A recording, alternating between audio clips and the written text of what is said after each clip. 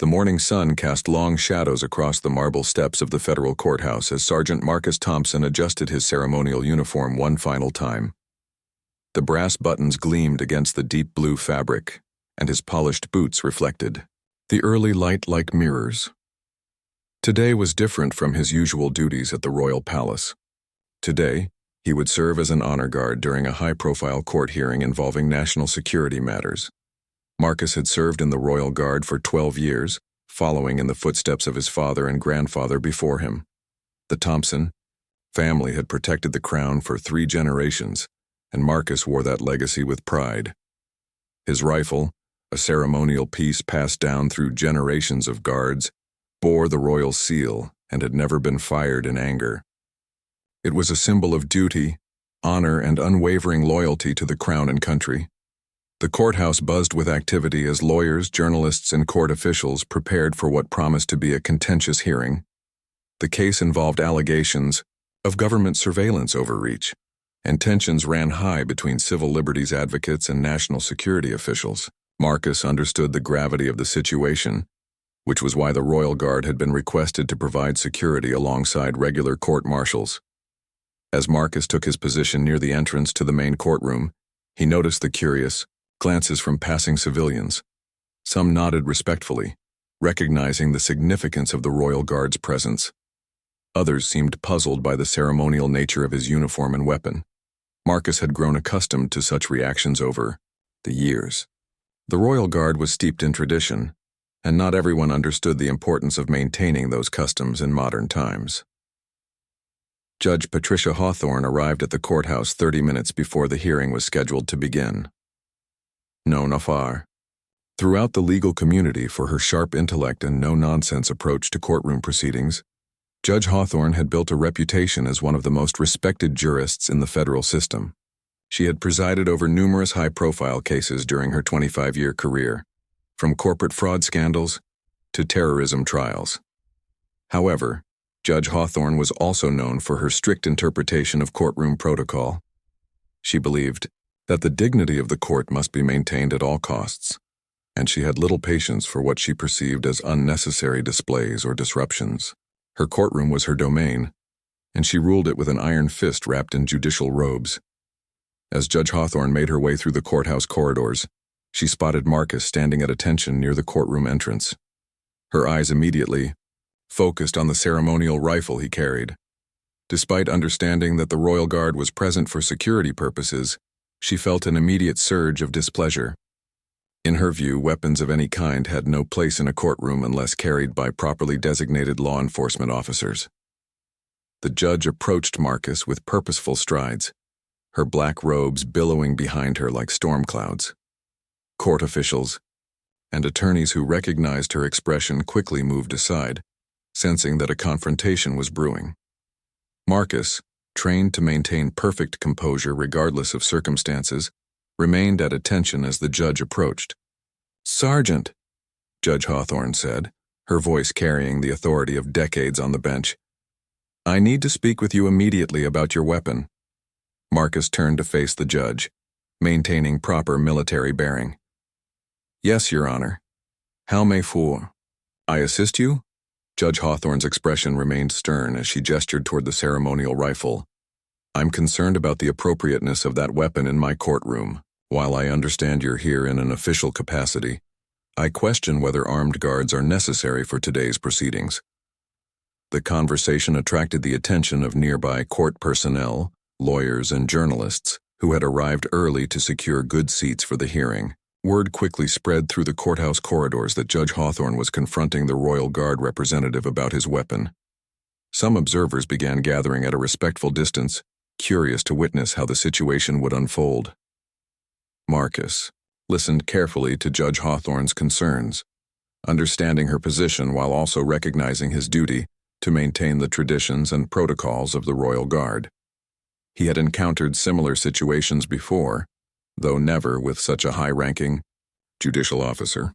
The weight of representing not just his unit, but centuries of tradition and service settled on his shoulders. "Your Honor," Marcus replied respectfully, "I understand your concerns about courtroom security and protocol. The Royal Guard takes our responsibilities very seriously, both to the court system and to the traditions we've sworn to uphold. Judge Hawthorne folded her arms, clearly not satisfied with what she perceived as a diplomatic non-answer. Sergeant Thompson, I've reviewed the security arrangements for today's hearing, and I see no specific threat that would justify the presence of ceremonial weapons in my courtroom. Regular court security should be more than adequate.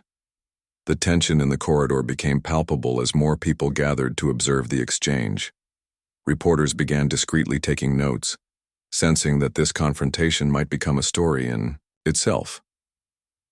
Defense attorneys and prosecutors paused their pre-hearing preparations to watch how the situation would develop. Marcus maintained his composure, drawing on years of training in dealing with difficult situations while representing the Crown. He understood that his response would not only affect his own standing, but could impact the relationship between the Royal Guard and the judicial system. The ceremonial rifle at his side seemed to grow heavier as he considered his next words. Your Honor, with respect, this rifle represents more than just a weapon. It's a symbol of the oath I've taken to protect and serve, not just the Crown, but all the institutions that make our democracy strong, including this court. Judge Hawthorne's expression softened slightly, though her resolve remained firm. I appreciate the symbolism, Sergeant, but symbols don't belong in my courtroom unless they serve a clear purpose. I'm ordering you to remove that weapon before the hearing begins. The gathered crowd held its collective breath, waiting to see how the Royal Guard would respond to a direct judicial order. Marcus felt the weight of history and tradition pulling him in one direction, while respect for the court system and chain of command pulled him in another. His next decision would determine not only his own fate, but potentially set a precedent for future interactions between the Royal Guard and civilian authorities. Marcus stood silently for several moments, processing Judge Hawthorne's direct order while the gathered crowd watched with intense curiosity. The weight of his family's legacy pressed down on him as he remembered his grandfather's stories about serving during wartime, when the Royal Guard's role was both ceremonial and practical. His father had often spoken about the importance of maintaining dignity under pressure, especially when representing something larger than oneself. Your Honor, Marcus began carefully, I respectfully request a moment to explain the significance of this weapon and my presence here today. I believe there may be some misunderstanding about our role and responsibilities. Judge Hawthorne checked her watch impatiently. The hearing was scheduled to begin in 20 minutes and she had other matters to attend to before taking the bench. However, something in Marcus's respectful tone and steady demeanor gave her pause. She had dealt with many difficult individuals over her career, but this young sergeant seemed genuinely committed to finding a resolution rather than simply being defiant. You have 5 minutes, Sergeant Thompson. Make it count. The corridor had now filled with a significant crowd of observers. Court reporters adjusted their equipment to capture what was developing into an unexpected drama. Several attorneys postponed their last-minute case preparations to witness what many sensed could become a defining moment in the relationship between military tradition and civilian authority. Marcus took a measured breath and began to explain his position with the clarity and precision drilled into him during years of military training. Your Honor, the Royal Guard was established in 1689 following the Glorious Revolution. Our primary mission has always been to serve as a bridge between the Crown and the people, protecting not just the monarchy, but the democratic institutions that serve our citizens. He gestured respectfully toward his rifle. This weapon belonged to my grandfather, who served during the Second World War. It was carried by my father during the Troubles in Northern Ireland. Each generation of my family has carried it not as an instrument of violence, but as a reminder of our commitment to serve something greater than ourselves. Judge Hawthorne found herself listening more intently than she had expected. While she remained skeptical about the necessity of weapons in her courtroom, she began to appreciate the depth of tradition and personal commitment that Marcus represented. The Royal Guard was specifically requested for today's hearing because of the sensitive nature of the national security issues being discussed. Marcus continued, Our presence sends a message that the Crown and the government take these proceedings seriously, while also demonstrating our commitment to the rule of law. A murmur rippled through the crowd as people began to understand the broader implications of the confrontation. This wasn't simply about one guard and one rifle, but about the balance between tradition and modern governance, between security and accessibility, between respect for the past and adaptation to present circumstances. Judge Hawthorne studied Marcus's face, looking for signs of insincerity or defiance. Instead, she saw a young man genuinely committed to his duties and struggling to honor multiple responsibilities simultaneously. She had spent enough years on the bench to recognize authenticity when she encountered it. Sergeant Thompson, I can appreciate the historical significance of your position and your weapon. However, my primary responsibility is to ensure that this courtroom operates according to established legal protocols. The presence of weapons, regardless of their ceremonial nature, can be intimidating to witnesses and jurors. Marcus nodded respectfully. I understand your concerns, Your Honor. However, I would like to point out that the Royal Guard has provided security for numerous court proceedings over the past decade without incident. Our training emphasizes de-escalation and protection of civilian authority, not intimidation. The crowd leaned forward, sensing that the conversation was reaching a critical juncture. Several journalists began typing rapidly on their phones, recognizing that this story had the potential to resonate far beyond the courthouse walls. Furthermore, Marcus continued, the weapon is not loaded, and our protocols strictly forbid any aggressive action except in response to immediate threats to life. We serve at the pleasure of civilian authorities, including this court. Judge Hawthorne appreciated Marcus's directness and his obvious respect for civilian control of the military. However, she remained concerned about the precedent that might be set if she allowed ceremonial weapons in her courtroom without clear justification. Sergeant, while I respect your service and your family's legacy, I must consider the broader implications of my decisions. If I allow you to carry that weapon today, what happens when other security personnel request similar accommodations? Where does the line get drawn? The question highlighted the complexity of the situation.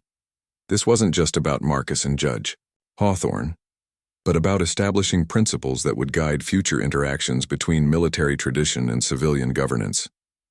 Marcus had anticipated this concern and had prepared what he hoped would be a persuasive response. Your Honor, the Royal Guard operates under a unique mandate that distinguishes us from other security forces. We serve not just as protectors, but as symbols of the continuity between past and present, between the Crown and the people. He paused, gathering his thoughts before continuing. Today's hearing involves questions about the balance between security and liberty, between protecting our citizens and preserving their rights. The Royal Guard's presence, including our ceremonial weapons, represents our commitment to maintaining that balance. The corridor had grown quiet as people strained to hear every word of the exchange. Even court officials who had initially dismissed the confrontation as a minor protocol dispute began to recognize the broader significance of the arguments being presented. Judge Hawthorne found herself genuinely conflicted. Her instincts as a jurist demanded consistency and adherence to established protocols. However, her experience had taught her that the law must sometimes accommodate unique circumstances and competing values. The question was whether this situation warranted such accommodation. Sergeant Thompson, you've presented your case eloquently. However, I need more than historical precedent and symbolic significance. I need concrete assurance that your presence with that weapon will enhance rather than detract from the proceedings. Marcus straightened slightly, recognizing that Judge Hawthorne was offering him an opportunity to make his final argument. The next few minutes would determine not only whether he could fulfill his duties as assigned, but also whether the Royal Guard would maintain its traditional role in supporting civilian institutions. Marcus recognized the critical moment that Judge Hawthorne had presented him. The gathered crowd seemed to sense it too, as the corridor fell into an expectant silence. He drew upon not just his military training, but the wisdom passed down through generations of his family who had served in similar moments of testing. Your Honor, I can provide you with that concrete assurance, Marcus said, his voice steady and confident. The Royal Guard's presence at high-profile proceedings has historically resulted in fewer disruptions and a more dignified atmosphere. Our visible commitment to order and respect tends to elevate the behavior of all participants. Judge Hawthorne raised an eyebrow, interested but not yet convinced. Can you provide specific examples, Sergeant? Yes, Your Honor. Last year, during the controversial terrorism trial at the Central Criminal Court, the Royal Guard's presence was credited with maintaining order during several potentially volatile moments. The defense attorney later stated that our visible commitment to protecting all participants, regardless of the charges, helped ensure a fair trial. The crowd murmured with interest. Several journalists quickly began checking their notes and phones to verify the reference Marcus had made. The terrorism trial he mentioned had indeed been highly contentious, with protests outside the courthouse and several disruptions during preliminary hearings. Marcus continued, 2 years ago, during the constitutional challenge to emergency powers legislation, our presence helped create an atmosphere of solemnity and respect that all parties later praised. The lead prosecutor specifically noted that the Royal Guard's traditional bearing reminded everyone that the proceedings were about larger principles than individual interests. Judge Hawthorne found herself impressed by Marcus's specific references and his obvious preparation for this type of challenge. She had dealt with many military personnel over the years, and most struggled to articulate the broader significance of their roles beyond following orders. Your Honor, Marcus said, taking a step closer while maintaining proper respectful distance, I understand your concerns about weapons in the courtroom, but I would suggest that this rifle represents something different from a typical weapon. It's a symbol of continuity, of the commitment to protect our democratic institutions even when they face difficult challenges. The sergeant paused, looking directly at Judge Hawthorne while remaining aware of the crowd around them. Today's hearing will address questions about surveillance, privacy, and the balance between security and freedom. These are not new questions. The Royal Guard has been protecting that balance for centuries, through wars and peace, through constitutional crises and quiet transitions of power. Several members of the gathered crowd nodded thoughtfully.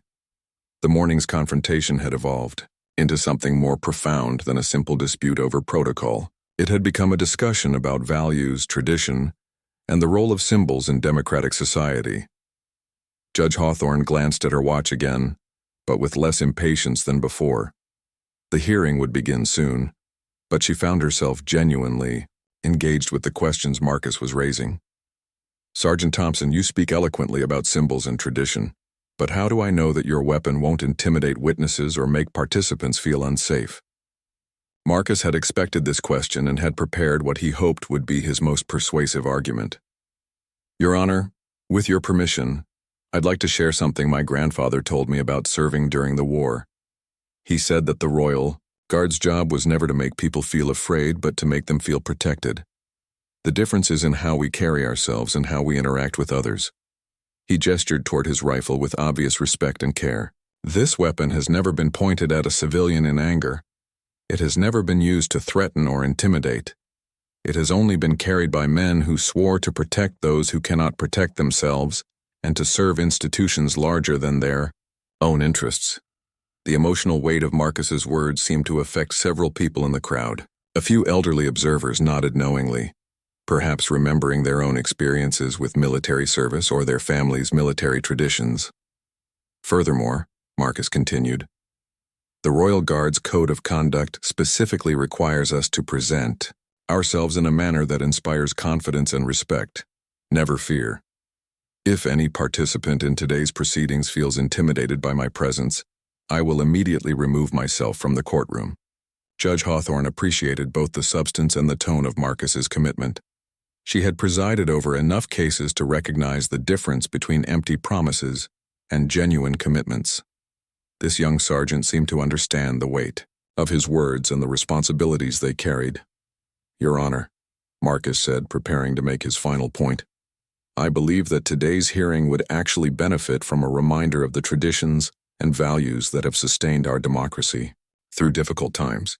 The Royal Guard represents continuity and stability, qualities that may help participants focus on the larger issues at stake, rather than on immediate political advantages. The corridor had grown crowded as more court personnel, attorneys, and journalists gathered to observe the unexpected drama. Several people were now openly recording the conversation on their phones, recognizing that they were witnessing something significant. Judge Hawthorne studied Marcus's face one more time, looking for any sign that his eloquent words might not match his true intentions.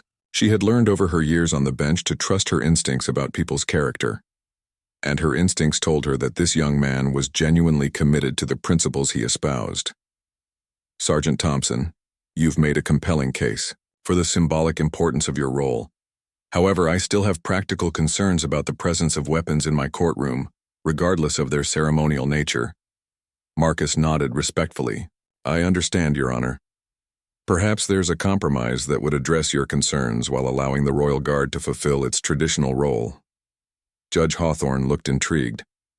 What kind of compromise did you have in mind? What if I positioned myself outside the main courtroom during the actual proceedings, but remained visible to participants as they enter and exit? This would maintain the symbolic presence you've acknowledged as valuable, while removing your concerns about weapons inside the courtroom itself. The suggestion sparked immediate interest among the observers. Several attorneys exchanged glances, recognizing the diplomatic skill Marcus had demonstrated in finding a potential middle ground. Judge Hawthorne considered the proposal carefully. It would address her immediate concerns about courtroom protocol, while acknowledging the broader significance of the Royal Guard's traditional role. However, she wasn't certain whether such a compromise would satisfy the competing demands of the situation. Judge Hawthorne pondered Marcus's compromise proposal for several moments, while the crowd waited in expectant silence. The suggestion demonstrated diplomatic thinking, but she remained concerned about setting precedents that might complicate future court proceedings. Her reputation for maintaining strict courtroom discipline had been built over decades of consistent decision-making. Sergeant Thompson, while I appreciate your willingness to find middle ground, I'm not convinced that a compromise adequately addresses my fundamental concerns about weapons in or around my courtroom, Judge Hawthorne said firmly. The law must be applied consistently, regardless of circumstances or traditions. Marcus felt a sinking sensation in his chest, but maintained his composure. He had hoped the compromise might provide a path forward, but he understood Judge Hawthorne's position. Consistency in judicial decisions was indeed a cornerstone of the legal system. However, Judge Hawthorne continued, before I make my final decision, I want to hear from others who might be affected by this situation. She turned to address the crowd that had gathered around them.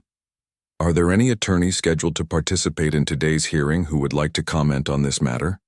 Several lawyers stepped forward, recognizing an unusual opportunity to influence courtroom proceedings before they officially began. The lead prosecutor, Daniel Morrison, was the first to speak. Your Honor, the prosecution has no objection to the Royal Guard's presence, including their ceremonial weapons. We believe their traditional role supports the solemnity of these proceedings, which deal with serious national security matters. Defense attorney Sarah Chen quickly followed. Your Honor, while the defense respects the Royal Guard service, we're concerned that military symbols might prejudice the jury against our client, who is already facing serious charges related to government surveillance activities. The competing perspectives highlighted the complexity of Judge Hawthorne's decision. She had to balance multiple considerations: courtroom security, legal precedent, symbolic significance, and potential bias against defendants. Marcus listened carefully to both arguments, understanding that his fate would ultimately depend on Judge Hawthorne's weighing of these competing concerns. He also recognized that this moment might define not just his own career, but the Royal Guard's future relationship with civilian courts. Your Honor, Marcus interjected respectfully, if I may address the defense attorney's concerns about potential bias. Judge Hawthorne nodded. You may proceed, Sergeant. Ms. Chen, I understand your concerns about military symbols potentially influencing jurors. However, the Royal Guard's oath specifically requires us to remain neutral in legal proceedings. We serve all citizens equally, regardless of the charges they face or the positions they hold. Marcus paused, choosing his next words carefully. In fact, our presence could be seen as a guarantee that all participants will be protected and treated fairly, including defendants who might otherwise feel vulnerable in the face of government power. Sarah Chen looked surprised by this perspective. She had expected the Royal Guard representative to focus on tradition and ceremony, not on protection of defendant rights. Furthermore, Marcus continued, the Royal Guard has a long history of protecting those who challenge government authority. When they do so through legitimate legal channels, we see ourselves as guardians of the process, not advocates for any particular outcome. Several journalists began typing rapidly, recognizing that Marcus was articulating a sophisticated understanding of the Royal Guard's role in democratic society. His words suggested that military tradition and civil liberties might be more compatible than commonly assumed. Judge Hawthorne found herself increasingly impressed by Marcus's thoughtful responses to complex questions. She had dealt with many law enforcement officers over her career, but few had demonstrated such nuanced understanding of their role within the broader justice system. Sergeant Thompson, your words are reassuring, but actions matter more than promises. How can you guarantee that your presence won't inadvertently influence the proceedings? Marcus straightened, drawing on his deepest convictions about service and duty. Your Honor, I can offer you something more valuable than guarantees. I can offer you accountability. The crowd leaned forward, curious about what Marcus meant by accountability in this context. If any participant in today's proceedings feels that my presence has compromised their ability to receive fair treatment, I will personally testify about my actions and accept full responsibility for any negative consequences. The Royal Guard's reputation depends on our ability to serve without prejudice. Judge Hawthorne was struck by the sincerity and gravity of Marcus's commitment. Most people in his position would offer generic assurances, but he was volunteering to stake his career on his ability to serve impartially. Moreover, Marcus continued, I propose that you designate a court officer to observe my conduct throughout the proceedings. If that officer reports any behavior that compromises the dignity or fairness of the court, I will immediately remove myself and recommend that the Royal Guard reconsider its traditional role in judicial proceedings. The proposal demonstrated both confidence and humility. Marcus was essentially inviting oversight of his performance while taking personal responsibility for the broader reputation of his unit. Sarah Chen exchanged glances with her colleagues, recognizing that Marcus had addressed her concerns more directly than she had expected. While she remained skeptical about military presence in courtrooms, she had to admit that his approach seemed genuinely focused on serving justice rather than projecting power.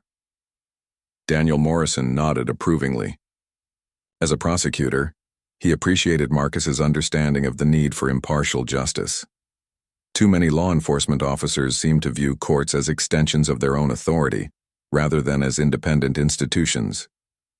Judge Hawthorne looked around at the crowd, which had grown to include court clerks, bailiffs, and even some jurors who had arrived early for the hearing. The morning's confrontation had evolved into an impromptu civics lesson about the relationship between military tradition and civilian authority. Sergeant Thompson, you've presented your case with remarkable thoughtfulness and professionalism. I'm inclined to allow your presence in the courtroom, subject to the oversight you've proposed. A murmur of approval rippled through the crowd. Several people began to applaud quietly, but Judge Hawthorne raised her hand for silence. However, she continued, I want to make something absolutely clear. This decision is based on your specific commitments and the unique circumstances of today's hearing. It should not be interpreted as a blanket authorization for military weapons in civilian courtrooms. Marcus nodded gratefully. Understood, Your Honor. Thank you for your consideration and trust. Judge Hawthorne checked her watch one final time. The hearing was scheduled to begin in just a few minutes, and she needed to prepare to take the bench. But before dismissing the crowd, she wanted to make one final point about the morning's discussion. Judge Hawthorne surveyed the crowd that had gathered around the impromptu discussion, recognizing that the morning's events had created an unexpected opportunity for education about democratic institutions and their relationship to military tradition. She decided to use this moment to articulate the broader principles underlying her decision. Ladies and gentlemen, Judge Hawthorne said, her voice carrying the authority that had commanded respect in courtrooms for decades. What we've witnessed this morning is democracy in action. Sergeant Thompson has demonstrated how military personnel should interact with civilian authority, with respect, transparency, and willingness to be held accountable. The crowd listened intently as the judge continued. Too often, we see conflicts between different branches of government or different institutions treated as zero-sum games. But Sergeant Thompson has shown us that it's possible to honor tradition while adapting to new circumstances, to serve security interests while protecting civil liberties. Marcus felt a surge of pride and relief, but also the weight of the responsibility Judge Hawthorne was placing on him. He understood that his performance during the hearing would be scrutinized not just by the court, but by everyone who had witnessed this morning's discussion. Furthermore, Judge Hawthorne said, Sergeant Thompson's willingness to accept personal accountability for his actions demonstrates the kind of leadership we need from all our public servants. He didn't hide behind regulations or claim he was just following orders. He took responsibility for his role and its potential consequences. Several attorneys in the crowd began taking notes, recognizing that Judge Hawthorne was articulating principles that could apply to many aspects of legal practice and public service. Sarah Chen stepped forward respectfully. Your Honor, I want to acknowledge that Sergeant Thompson has addressed my concerns more thoroughly than I expected. While I remain cautious about military presence in civilian courts, I'm impressed by his commitment to impartial service. Daniel. Morrison nodded in agreement. Your Honor, the prosecution believes that Sergeant Thompson's approach demonstrates how different institutions can work together to strengthen rather than undermine democratic processes. Judge Hawthorne appreciated the collegial tone that had emerged from what began as a confrontational situation. This is exactly the kind of respectful dialogue our democracy requires. We can disagree about policies and procedures while still working together to serve justice. As the crowd began to disperse in preparation for the hearing, Marcus found himself surrounded by several journalists who had witnessed the morning's events. They peppered him with questions about the Royal Guard's role, his family's military tradition, and his thoughts about the relationship between military service and civilian authority. Sergeant Thompson, called out reporter Janet Williams from the National News Network, how do you respond to critics who say that military traditions have no place in modern democratic institutions? Marcus considered the question carefully before responding. I would say that traditions only have value if they serve current purposes. The Royal Guard's traditions of service, sacrifice, and accountability are more relevant today than ever. But we must constantly examine whether our methods serve our principles. Another journalist, Robert Hayes from the Constitutional Review, asked, do you see today's events as a victory for military tradition or civilian authority? I see it as a victory for democracy, Marcus replied. Judge Hawthorne could have simply ordered me to leave and I would have obeyed. Instead, she engaged with the issues and found a way to balance competing values. That's what democratic institutions are supposed to do. The journalists scribbled notes rapidly, recognizing that Marcus was providing thoughtful commentary on broader issues of governance and civil-military relations. Meanwhile, Judge Hawthorne had returned to her chambers to prepare for the hearing. She reflected on the morning's events and realized that Sergeant Thompson had challenged her to think more deeply about the relationship between law and tradition, between security and liberty, between past and present. As she reviewed her notes for the hearing, Judge Hawthorne found herself thinking about the ceremonial rifle that had sparked the morning's confrontation. What had initially seemed like an unnecessary symbol now appeared to represent something more complex, a connection between democratic values and the sacrifices made to protect them. The hearing began promptly at 10 o'clock, with Marcus positioned exactly where Judge Hawthorne had authorized him to stand. He maintained perfect military bearing throughout the proceedings, but his presence seemed to elevate rather than intimidate the atmosphere in the courtroom. During the first hour of testimony, several witnesses commented on the dignified atmosphere of the proceedings. The lead witness, a former intelligence analyst, specifically noted that the presence of the Royal Guard reminded him of the broader constitutional principles at stake in the case. It's reassuring to see symbols of our democratic traditions, the witness testified, particularly when we're discussing issues that could affect the balance between security and liberty. Judge Hawthorne observed Marcus carefully throughout the morning session, noting his professional demeanor and the respectful way he interacted with everyone in the courtroom. The court officer she had designated to monitor his conduct reported no concerns about his behavior or its impact on the proceedings. During the lunch recess, several attorneys approached Marcus to express their appreciation for his conduct. Even Sarah Chen, who had initially opposed his presence, acknowledged that he had fulfilled his commitments about impartial service. "Sergeant Thompson," she said, "I have to admit that your presence has actually enhanced the dignity of these proceedings. You've shown that it's possible to honor military tradition while respecting civilian authority." Marcus thanked her for the feedback but emphasized that the real test would be how well the Royal Guard adapted to changing circumstances over time. "One successful day doesn't establish a precedent," he said. "We have to earn the trust of civilian institutions through consistent service." As the afternoon session began, Marcus reflected on the morning's confrontation with Judge Hawthorne. What had started as a potential crisis had become an opportunity to demonstrate the values that the Royal Guard claimed to represent. But he knew that the real measure of success would be whether those values continued to guide his service in future challenging situations. The hearing continued with testimony from government officials about surveillance programs and their oversight mechanisms. Marcus remained at his post, serving as a silent reminder of the traditions and sacrifices that had created the democratic institutions now grappling with modern challenges. As the day progressed, it became clear that the morning's confrontation had set a tone of respectful dialogue and mutual accountability that influenced all the participants in the hearing. Judge Hawthorne's willingness to engage with difficult questions and Marcus's commitment to transparent service had created an atmosphere where complex issues could be discussed thoughtfully rather than defensively. As the hearing drew to a close late in the afternoon, Judge Hawthorne called for a final recess before delivering her preliminary ruling on the constitutional challenges being argued.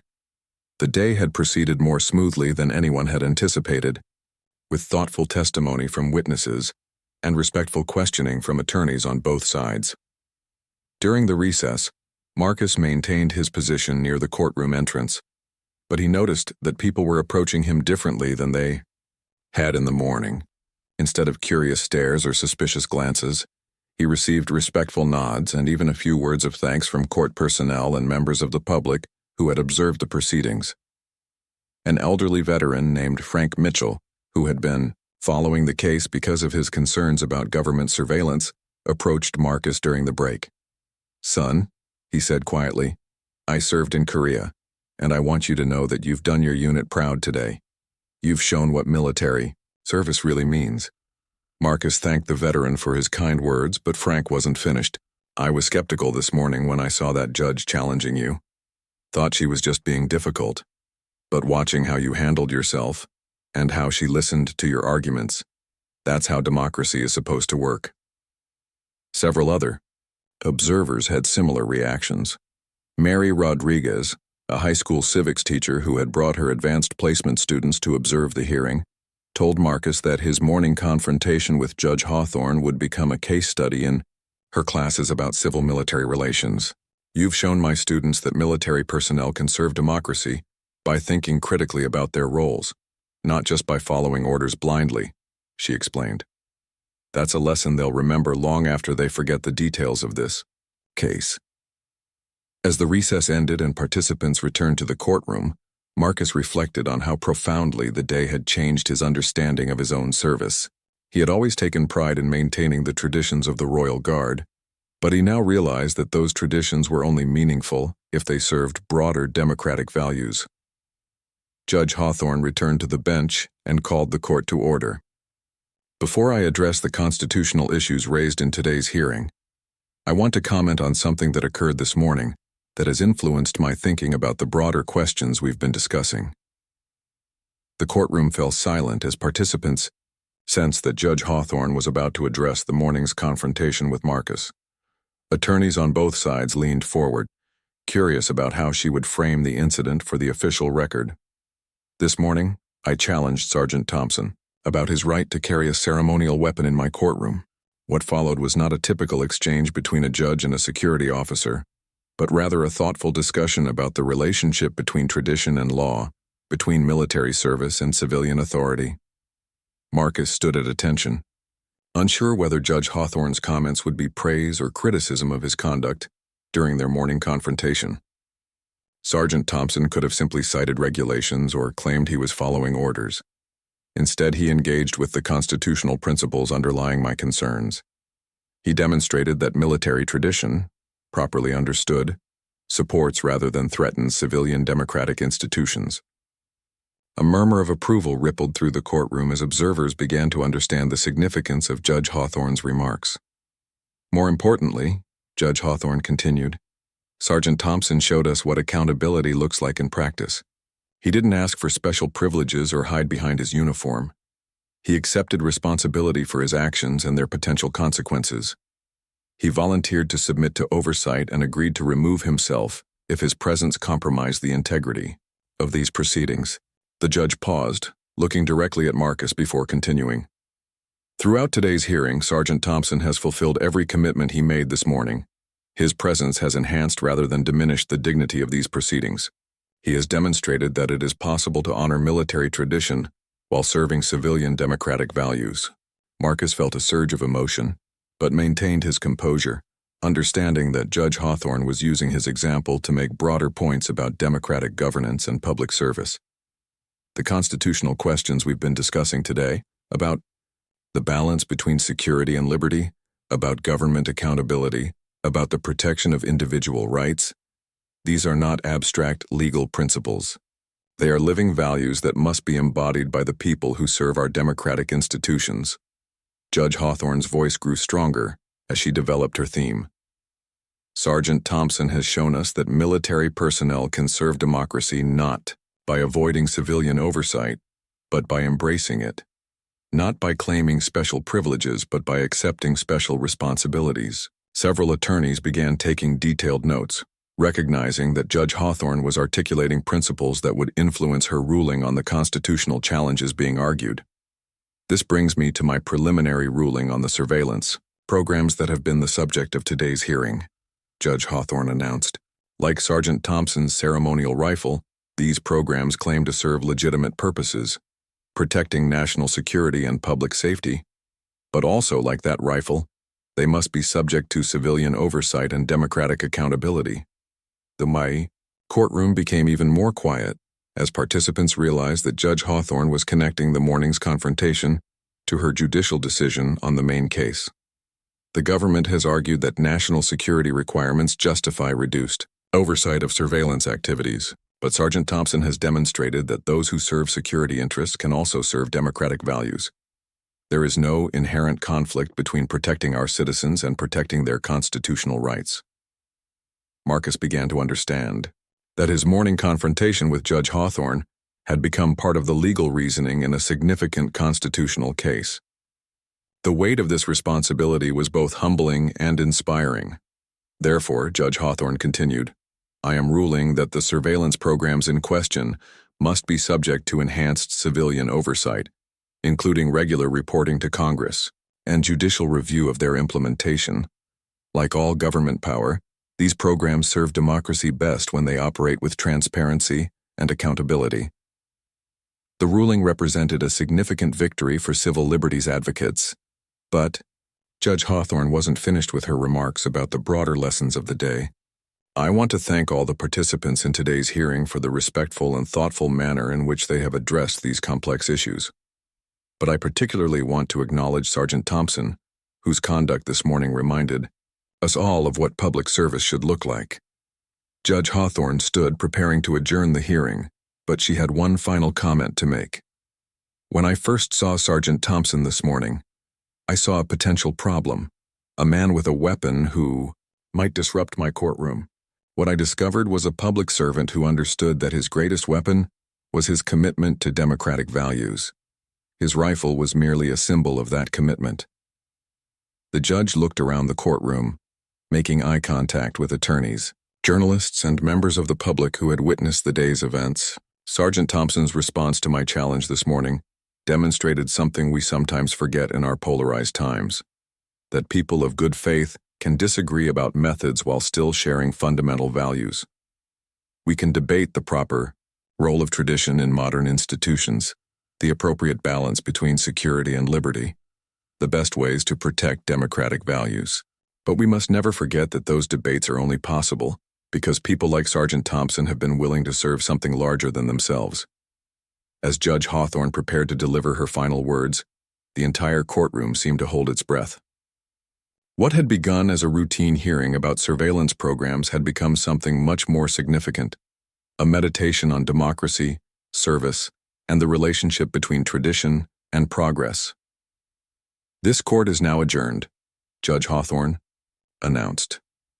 But before you leave, I hope you will reflect on what we've learned today about the importance of accountability, transparency, and mutual respect in our democratic institutions.